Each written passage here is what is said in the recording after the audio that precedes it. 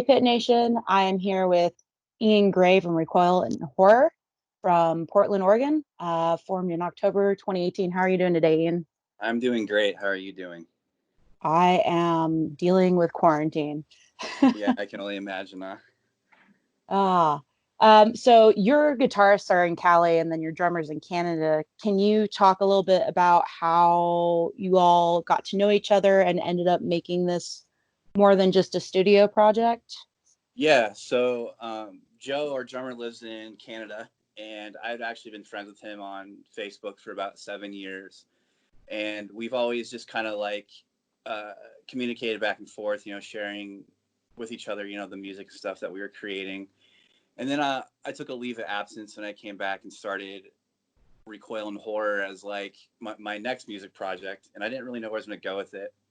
And I was thinking to myself, if I go live with this, I'm probably just going to hire a professional drummer for live sessions. And on my second track release, Joe got in contact with me and asked me if I would be interested to having him as my drummer.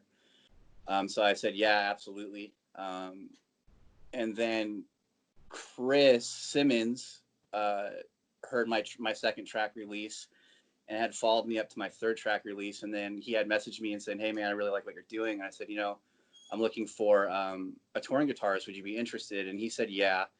And the next day, Pierre contacted me because Chris and Pierre used to both play and Suffocate. And Pierre contacted me the next day and said he really liked what was going on. And I was like, hey, do you want to be our second guitar player? And he said, absolutely. And that's how that formed. So I just got really lucky picking those guys up. That was about 1 year after the project had launched that I picked up Chris and Pierre. Nice, nice. And you've played music for a long time, going over a decade now, Yes, and so you've played with a lot of bigger bands, and so you right. have some connections within the scene, which is great. Correct. I played in a band called Gaia that was based out of Portland, Oregon as well. We played with like Human Abstract, Born of Osiris, Blood Runs Black, Suicide Silence, All Shall Perish, a whole bunch of stuff. And then back in the hardcore days, I opened up for Poison the Well and stuff like that. I've been playing since I was about 15. So this was kind of like my last project that I wanted to go back out and make it the biggest one that I've done. And so that's just really paid off, and I'm really happy with it. But yeah, I've been at it for quite a long time. Now, you previously had mentioned that you used to play guitar a little bit more, and this is kind of one of your bigger vocal projects. So, listening to you talk now versus your vocal style, obviously, like many other vocalists, you sound completely different from Yes. stage to normal conversation. So, how on earth do you get your lows so fucking low? I practice and practice and practice. It's all diaphragm work, and I do standard vocal warm-up techniques like any actual like trained singer will do.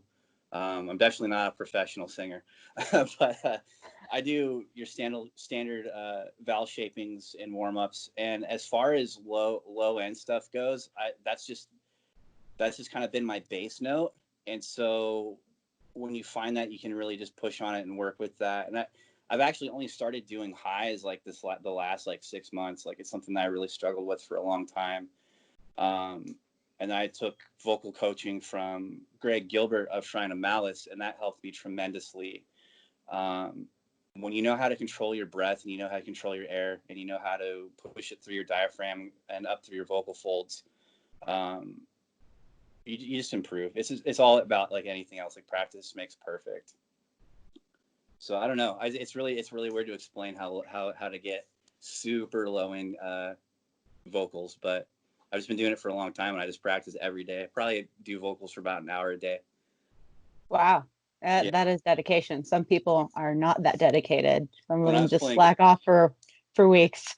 when I was playing guitar, back before I got a quote unquote real job, I'd play guitar for like 6 to 10 hours a day. So I'm super dedicated to what I do. Like music's the only thing I've ever wanted to do. Nice, nice. Now, you guys describe yourselves as slamphonic death Correct. metal. And so I've heard of symphonic death metal with bands like Winds of Plague and Flesh God Yes. Apocalypse, Make Them Yeah. Suffer, but I've never heard the term slamphonic in relation to technical and death metal. And so, can you talk a little bit more about how you define that style? Yeah, absolutely. So, Winds of Plague and Winds of Winds of Plague has been a huge influence on me, and so does Flesh God Apocalypse and other symphonic bands like that. And I've always been into slam and grindcore as well, and technical death metal. And so I like to capture all the elements of metal that's influenced me in what we write. Um, and so there's always those crazy symphonic elements like strings and orchestra and brass and all of that, and then you have your technical death metal elements, and it's the type of breakdowns and the type of feels that we write are kind of slammy. So I'd actually never heard the term before either, and I was just like, it's slammy, it's got symphonic in it, and the core of this band is death metal, and so I just kind of threw it together, and was kind of like on the whim that we just kind of threw that together. You're going to make that a staple term. I just have a feeling. Yeah, It's a cool term. It's kind of like using brutal and beautiful and saying brutiful. It's yeah. I love symphonic elements. Like every track on the album has some sort of strings or choir or some kind of composition to that, and then we have just this super brutal, nasty, traditional death metal stylings that I like a lot. So, and Dying Fetus was a big influence on me too growing up. And so I think that's kind of like where my slammy elements come from, is being a fan of Dying Fetus as well. So it's just like this big amalgamate of liking Winds of Plague and Dying Fetus and Cattle Decap and bands like that. it's good because you're not going for one style or another. You're kind of creating your own Yeah, niche. every Uh, every song on the album is going to be different too. Like, it's going to be relatable. It's not going to alienate people to where they're so different to where it's like, what the hell is going on? But I think everyone will see when the album comes out that the story that we're putting together. so you guys had released on your 1 year anniversary for the band on Slam Worldwide, the Scholar Tempest featuring CJ McCreary from Right. formerly of Lorna Shore. Mm-hmm. And that thing slams. But as far as the full length album, you're going to be releasing a new track this month with another guest vocalist. Yes. Have an exact date for when that's going to be dropping, or?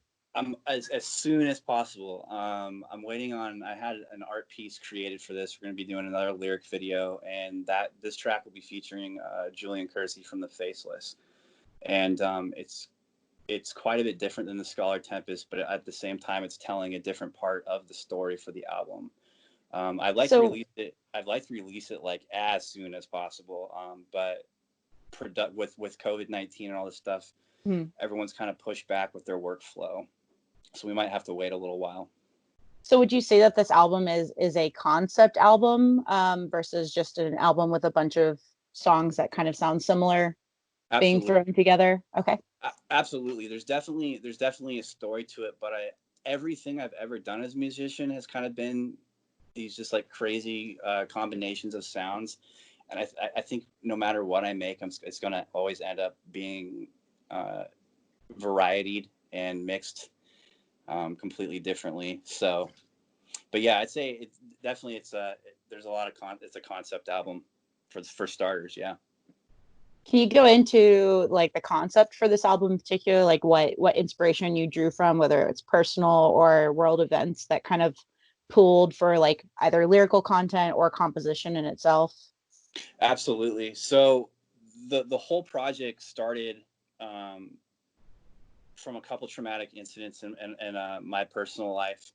One of them was my girlfriend's car accident, and the second one was I had a violent altercation at my house like about 5 years ago, and it almost cost me my whole life. And the car accident almost cost my girlfriend her entire life as well. And the psychological trauma for that is really what kind of fueled the music. My girlfriend was a big metalhead, and then I was not creating music at the time, But the psychological traumas of that and what that does to people was really the main driving force behind this. Um, because those were the most lasting effects from the things that her and I had both gone through. And so I had a lot of issues that I hadn't been able to talk about as openly in other bands. And so in this project, all that stuff is kind of funneled into there. I cover a lot of things that I read about in this and Recoil or about human trafficking because it's such a problem in California and in Oregon and the entire West Coast. So I write a lot about human trafficking. I read a lot about domestic violence issues and things like that I've had experiences with. And then I'm kind of like a theme writer too, like you said, like concept album. Flare was written about like the massive anxiety that I had, in my recovery from my incidents. And so it was written just about what it felt like to be like kind of isolated inside and just like being alone and suffering with your own problems mentally. But I chose to write it through the vision of like an Aztec god for some reason. Like it just came out that way because the god was about human sacrifice, and my anxiety kind of made me feel like I was skinning myself alive. And so that's kind of how Flare was composed. It was about like sacrificing your own self for your suffering because I just couldn't speak. Like I was completely changed after those experiences in my life. Nice. I mean, the situations themselves are not nice, but Yeah. it's good to know that you're drawing from personal experience. I don't really like to come out and be like, all right, this song is about this song is about whatever issue and this goes straight on for it. Like I'll generally kind of write that in a more like fantasy styling, and come up with metaphors and kind of draw it out like into like a verbal graphic novel to where it all plays out, because it's easier for me to tell the story that way, to create these characters like here's your protagonist and here's the thing that you're fighting against and this is the cause and this is what's creating the storyboard. So in essence, your albums are more like a collection of short stories that Absolutely. tie into one another. Cool. Absolutely. Yeah. Lamia's Rot was written about the inspiration was about one of my neighbors who had went through just horrific abuse as a child. And it was something that I could relate with because his story was so similar to a lot of other people's that I've known, and something that I could touch base on. And that was my main driving force for the first single that I released, was his experience and his surviving through the horrible things that he had gone through. And so he was basically my, the antagonist in that storytelling. And I was writing about all the things that he was facing. So yeah, that's kind of how I write everything. Well, as far as the writing process for the actual melodies, that the music behind the lyrics, or in front of it, in whatever case you want to mix the sound, what is that like for the rest of the band? Is there a particular member of the band that does majority of the writing for all the pieces, or is it more of a collaborative effort? Does it all kind of like cascade down to where you guys are just going through this nonstop flow, or is it like one song at a time and you guys stop for a little while? Most of it will be one song at a time. The majority of the writing on this is actually produced by Aaron, which is our producer. I contribute a lot of the synth layers and the synth parts. Track 6 was I'd say about 80% of that were guitar riffs that I had. The 7th track is something that we all collaborated on. I have guitar parts from Pierre, and Chris and I were going over certain themes and sounds that we wanted. I had contacted Joe and said, are there any drum stylings or, blast beat patterns, stuff like that you'd like to include? And so track 7, I'm really happy about because we're kind of all collaborating our ideas on it. But the majority of it, I'll send Aaron riffs or synth parts that I wrote out, and he'll write around it. Or I'll send him a breakdown that I like or something that I wrote years ago. I've been gutting a lot of my old material with riffs that never got published. And so I'm like, hey, man, I wrote this section. You want to write around it? And he'll come up with something, and we just kind of send files back and forth and come up with something together. So it's actually really easy. It's the funnest thing I've ever done. I'm play with a bunch of people that just love music and just love creating. And so it just flows really well. And then I'll record at home and send it off to Aaron, or they'll record at home and we'll send them off guitar parts. And then Aaron puts it all together in the studio. Do you guys ever FaceTime for like practice or anything like that? No, we usually FaceTime to talk to one another. They'll send me clips of like their progress and what they're doing, and I'll send them clips on what I'm recording in the studio. The plan is for rehearsals, we're all going to get together. I'm guessing either in California or here in Oregon, and we're gonna play at a jam space, and then we'll go from there. They're super seasoned at what they do, and so is Joe and myself. So we're definitely going to get together for live rehearsals, um, for at least a couple weeks to a month or so to polish out any kinks that we have, and then we're going to go from there. Now, you had mentioned that COVID-19 is currently having some impacts on the releases for your single and then potentially Right. for additional singles there through there. But you had mentioned uh, previously that you guys potentially could be going on some tours with bigger names. And so how Absolutely. has that kind of impacted that setup? It's sad because the guys that we're hypothetically going on tour with, I think one of the tours is a definite go ahead. I just like to, before it's set in stone, I'm just going to keep it private. But uh, it's sad because it canceled out a lot of people's plans, and like, there's a lot of planning and a lot of scheduling that goes into making this art come alive. And so it came up and put a giant roadblock in front of literally everything. And so the hardest part for me is I don't mind waiting for content releases. I'm actually thankful a little bit on my end because I get to practice more and write more material. So I have that luxury. For a lot, for everyone else, that was their income, and they had planned on that income coming in, and now that was taken away. And it's affecting everyone's life in some form or another. So it's been really difficult to see that. I think the hardest part for me, just as a person, is seeing people having to move out of their apartments and seeing people not know what they're going to do for an income. So that's been really, really, really tragic. It's really sad. So I don't know. I just kind of isolate myself and continue writing, put my head in the sand until it gets better. But we'll see.